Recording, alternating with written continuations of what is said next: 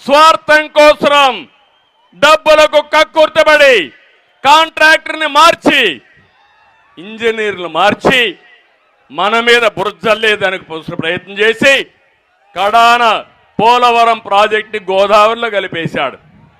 ఇది బాధ అవునా కాదా అని మిమ్మల్ని అడుగుతున్నా. ఆ గోదావరి ప్రాజెక్టు పోలవరం ప్రాజెక్టు పూర్తయి ఉంటే ఈ రాష్ట్రంలో ప్రతి ఒక్క ఎకరాకు నీళ్లు ఇచ్చేవాళ్ళం. అలాంటిది ఈరోజు ఇబ్బంది వచ్చే పరిస్థితి వచ్చింది. ఇక్కడే మీరు ఒక విషయం గుర్తుపెట్టుకోవాలి, ప్రాజెక్టులే కాదు కనీసం కాలువల్లో కూడా పుడికి తీయడం లేదు ఈ ముఖ్యమంత్రి. అలాంటి దౌర్భాగ్యం ఈరోజు. మామూలుగా ప్రభుత్వం ఎవరైనా కాంట్రాక్టర్ పని చేయకపోతే ఆ కాంట్రాక్టర్ని బ్లాక్ లిస్ట్ లో పెడతాం. ఇప్పుడు కాంట్రాక్టర్ ప్రభుత్వాన్ని బ్లాక్ లిస్ట్ పెట్టి మీ పనులు మేము చెయ్యమని చెప్పే పరిస్థితికి వచ్చారంటే ఎలాంటి పరిస్థితి ఉందో మీరు ఒక్కసారి ఆలోచించండి. ఒకప్పుడు రైతులే ఆత్మహత్యలు, ఇప్పుడు కాంట్రాక్టర్లు ఆత్మహత్యలు చేసుకుంటున్నారు. ఏమనాలి ఈ ప్రభుత్వం ఘనత అని మిమ్మల్ని అడుగుతున్నా. ఇక్కడ మీరందరూ ఉన్నారు. ఈ జిల్లాలో ఏదైతే చింతలపూడి లిఫ్ట్ ఇరిగేషన్ పూర్తి చేస్తే 36 మండలాల్లో నీళ్లు వచ్చేటివి. నాకు బాగా జ్ఞాపకం, సమైక్య ఆంధ్రప్రదేశ్లో ఒకేసారి నీళ్లు ఈ ప్రాంతానికి తీసుకొచ్చాను.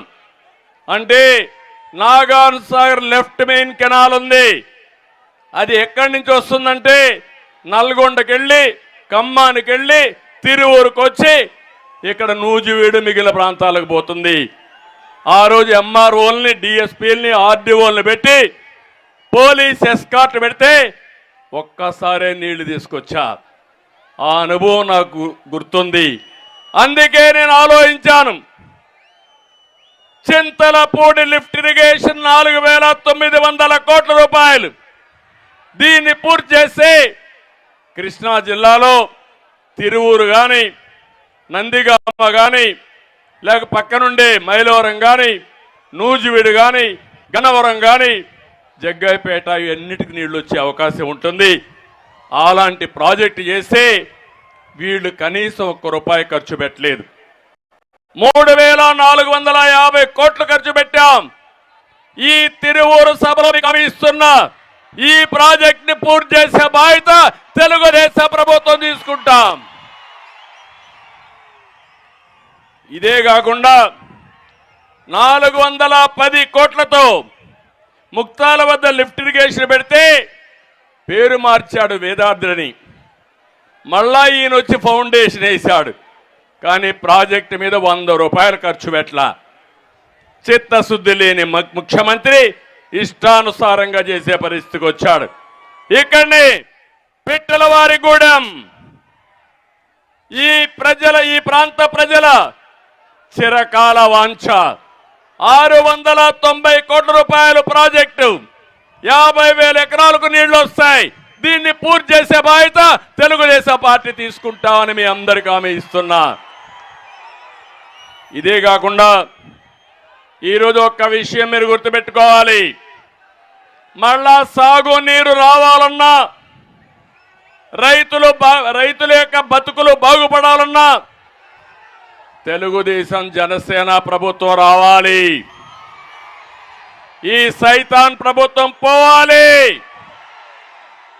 అప్పుడే సాధ్యం. మళ్ళా రైతే రాజుగా తయారు కావాలి. దానికోసం మేము పనిచేస్తాం.